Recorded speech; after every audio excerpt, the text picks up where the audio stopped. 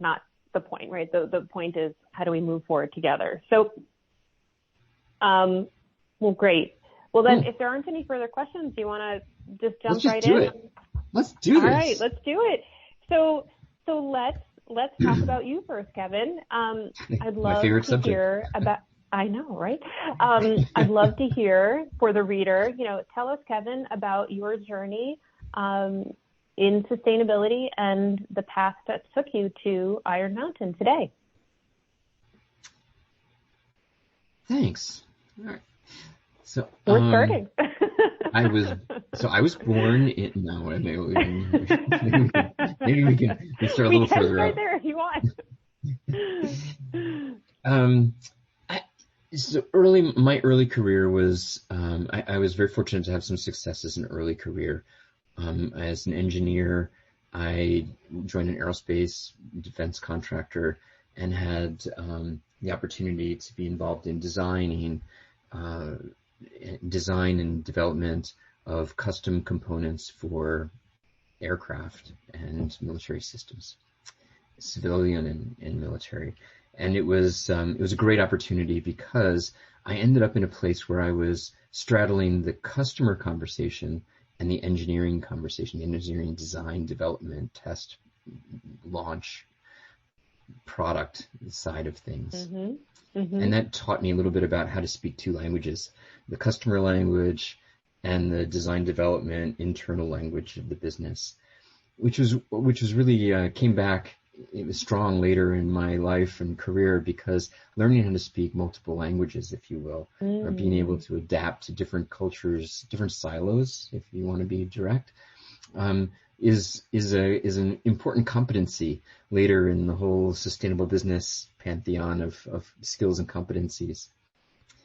Through that process of kind of bridging the technology and the customer conversation, I had a lot of early opportunities and ended up leading sales, marketing teams, development teams, product development, ultimately led the section of our business in Europe.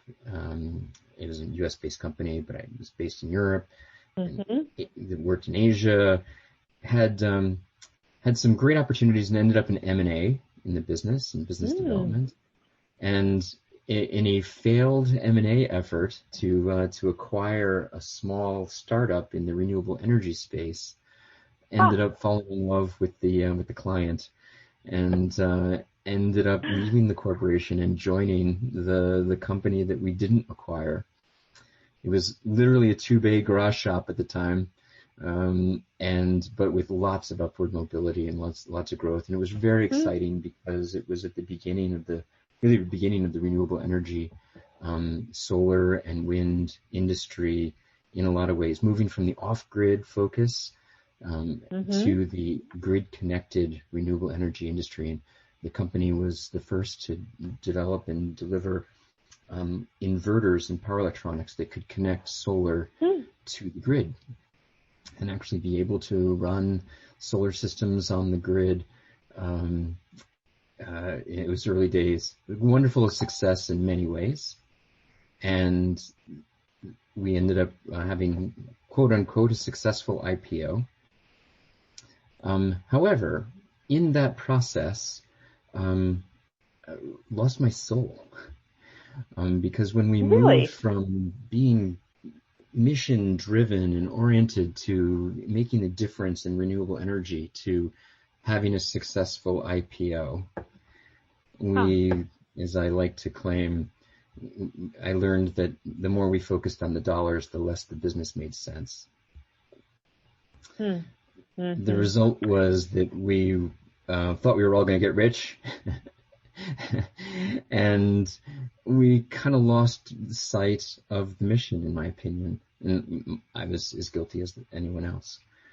And I think that afterwards, the business didn't go as well as it could have gone, and I left the company and was somewhat disillusioned and realized that although the company was focused on the renewable energy industry and was really driving towards corporate buyers of renewable energy, really didn't understand the motive behind that and what the sustainable business direction was this at the time, new idea of sustainability and sustainable business.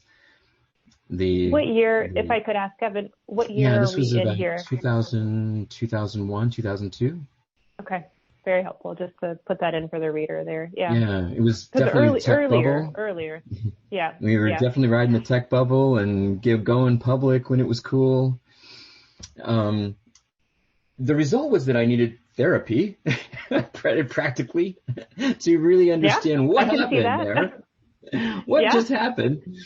And in the process, I heard a speech at a conference by it was Gifford Pinchot III, about sustainable business thinking, and accompanied by a guy named Jim Hartzfeld, who was the right-hand guy to Ray Anderson at Interface Carpet. Oh, wow. Yeah. And hearing the Interface story and seeing what was going on with the sustainable business movement, I found myself literally 3 weeks later redoing or signing up for the first MBA in sustainable business at the Bainbridge Graduate Institute.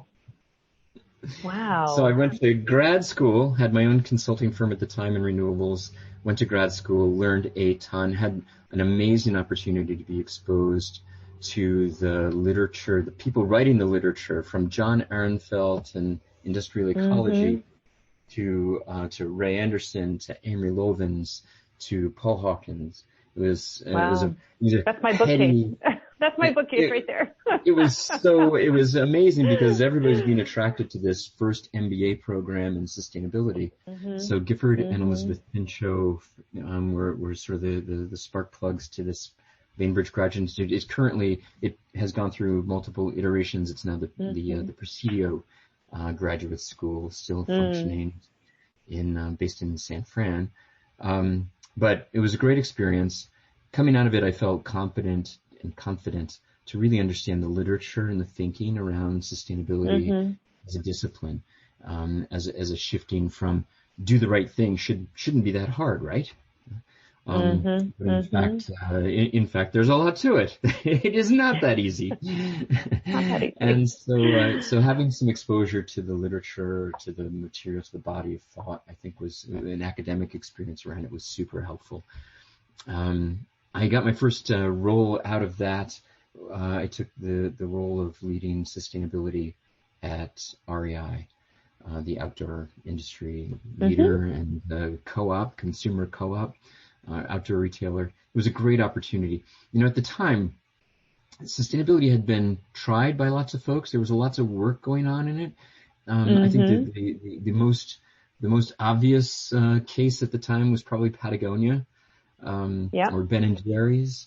And I think that was really interesting joining the co-op at the time. It was already $1 billion business. And we were, I think the theory there behind was, well, it can work at Patagonia, but it couldn't work here. Right? I mean, we're a big business. Right? So we created the first reporting for the co-op, started the program of really making that transition from do the right thing to a business process, metrics-based, a business-driven approach to sustainable business thinking.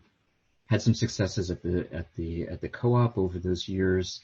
And then, this is the long version, isn't it? Sorry. You can feel free to edit this down, but if my hypothesis is that businesses who employ sustainable business thinking will outperform their competition, then the first corollary is that individuals who get and can implement sustainable business thinking will also deliver more value and outperform. Right. What I didn't think of early enough was that there's one more corollary, and that is even CEOs who get it are upwardly mobile. Tell me more about that. Tell me more about that concept. Sally Jewell was our CEO and was introduced by President Obama as his new candidate or his new Secretary of the Interior. And so even CEOs are upwardly mobile. Got it. He introduced her to my